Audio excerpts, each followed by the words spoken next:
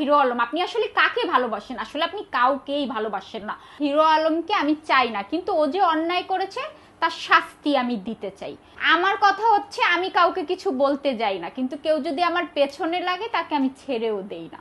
Hero আলমের উদ্দেশ্যে বলছি, আপনি যখন এসে বলেছেন যে মিথিলাকে আমি কখনোই বউ হিসাবে মেনে নিব না, যা হবে কোর্টে হবে, সেটা তো আমি তার এক সপ্তাহ আগেই লাইভে বলেছি। তারপরে আমার ইন্টারভিউ কিন্তু ওর আগে হয়েছে, কারণ ও ঢাকায় এসে যে ইন্টারভিউটা দিয়েছে তার আগে কিন্তু আমি 3টা ইন্টারভিউ দিয়েছি। 3টা ইন্টারভিউতে কিন্তু আমি একই কথা বলেছি যে হিরো আলমকে আমি চাই না, কিন্তু ও যে অন্যায় করেছে তার শাস্তি আমি দিতে চাই।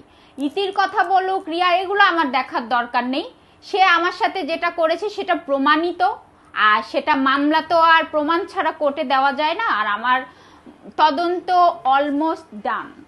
এখন কোর্টে তার সাথে আমি বুঝবো, সেটা আমি তাকে আগেই বলেছি। আর সে যে বলে যে ফোন আলাপটার কথা বললো, এই যে আইফোনে কবে কখন উনি ফোন দিয়েছে সবই উঠে আছে, এটাও আমি কোর্টে জমা দিয়ে দিব।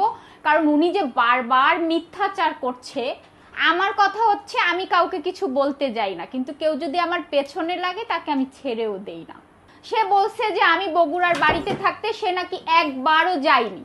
আপনারাই একটু এই ভিডিওটা খেয়াল করেন যে সে নিজেই বলেছে আমার বাড়িতে যেহেতু রয়েছে তার রান্না আমি খেয়েছি, তাহলে আবার সে গেল না কিভাবে, তার নিজেই তো স্বীকার করলো। আর দেখেন, এবারের সংবাদ সম্মেলনটা খুব দুর্দান্ত হয়েছে। প্রতিবার তো হিরো আলম সাজানো থাকে, এবার একটা আপু, ওনার প্রশ্নগুলো খুব দারুণ ছিল যে আপনার বাড়ির ভাড়াটিয়া কি আপনার বাবার সেবা করে, আরও কিছু উত্তর দিয়ে দিই। ওই আপু যে প্রশ্ন করেছে ওনার বাড়ি আমি কেমন ভাড়াটিয়া ছিলাম যে কখনোই আমি বাজার করা লাগেনি, একই হাঁড়িতে রান্না, বা ওনার মার কিছু করা লাগেনি, আমি রান্না করেছি, কাপড় কেচেছি, পুরো সংসার সামলিয়েছি।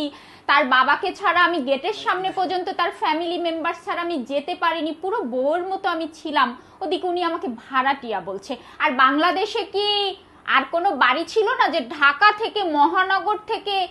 আপনারা আর একটা জিনিস দেখেন, আমি তার অফিসের পাশে আমার বাসা ছিল, সেখান থেকে আর বাংলাদেশে কোনো বাসা ছিল না? হিরো আলমের দরজা নেই, জালনা নেই, বাথরুম নেই, সেই বাসায় আমার 15 লক্ষ টাকার ফার্নিচার নিয়ে ওঠা লেগেছে, আর যে আমার নিজের কমোড লাগিয়ে নেওয়া লেগেছে। এটা আপনারা বোঝেন না? উনি তো মূর্খ। উনি আমাকে ওয়াইফ হিসাবে মানবে না, সেটা তো উনি বারবার বলেছে। উনি মামলার বিষয়টা বলেছে যে কোর্টে বুঝবো। বারবার লাইভে আমি কেন আসি দেখেন, আমি তো মিডিয়ার মেয়ে ছিলাম না। মিডিয়াতে আমাকে রিয়ামণি নিয়ে আসার পরে রিয়ামণির আইডি থেকে আমাকে নিয়ে লাইভে গেছে, তারপরে রিয়ামণির ভাই রাকিব ট্রেন্ডিং থেকে আমাকে নিয়ে লাইভে যাওয়া হয়েছে, তারপরে আমার আইডি থেকে বারবার হিরো আলম আমাকে বলেছে তুমি লাইভে যাও। রিয়া, দেখেন, আমি বুঝতে পারছি না হিরো আলম আপনি আসলে কাকে ভালোবাসেন? আসলে আপনি কাউকেই ভালোবাসেন না।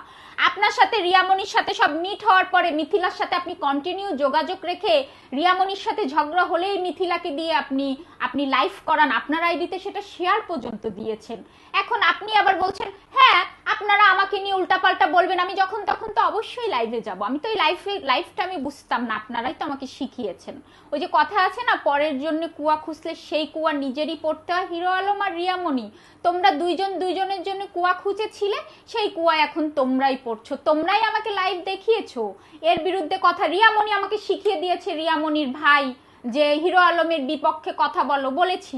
আবার হিরো আলম এখন তোমাদের নিয়ে বললে আমি যখন তখন লাইভে তো আসবই, এটা তো আমি আসবই, তাই না? আর হিরো আলম আপনি আর কত মিথ্যা কথা বলবেন? আপনি বারবার বলেছেন সম্পর্কটা আপনি অস্বীকার করেছেন। 3টা ভিডিও কি, এখনো আমার কাছে অসংখ্য রেকর্ড আছে, ভিডিও আছে, যেগুলো ক্লিয়ার। বাংলাদেশের মানুষের কাছে আমার একটাই উদ্দেশ্য ছিল, হ্যাঁ আমি মামলাটা কোর্টেই বুঝতাম, কিন্তু আপনি যে বারবার মিডিয়াতে মিথ্যা কথা বলেছেন, বারবার মিডিয়াতে। আমি তো মিডিয়ার মেয়ে ছিলাম না। রিয়া যখন ঢাকায় একটা সাংবাদিক সম্মেলন করেছে, আমার নামটা কে নিয়ে এসেছে? রিয়া। আপনারা চিনতেন আমাকে? চিনতেন না। তারপরে হিরো আলম তখন ভালো, মেয়েটা সেবা করেছে, এই করেছে সেই করেছে। যখন আমি সত্যি মুখটা খুললাম তখন আমি খারাপ হয়ে গেছি। এই সত্যি কথা আমি বলতেই থাকবো। হিরো আলম, রিয়ামণি, তুমি যতই আমার আইডি নষ্ট করো, একটা নষ্ট করবে আর একটা চালু হয়ে যাবে। আমার তো আর ভিউ, আমার তো আর আইডি থেকে ইনকাম করে খেতে হবে না। আমি হচ্ছে সত্যি কথা বলার জন্য আমার আইডি, আমার ভিউ কামানো আইডি না।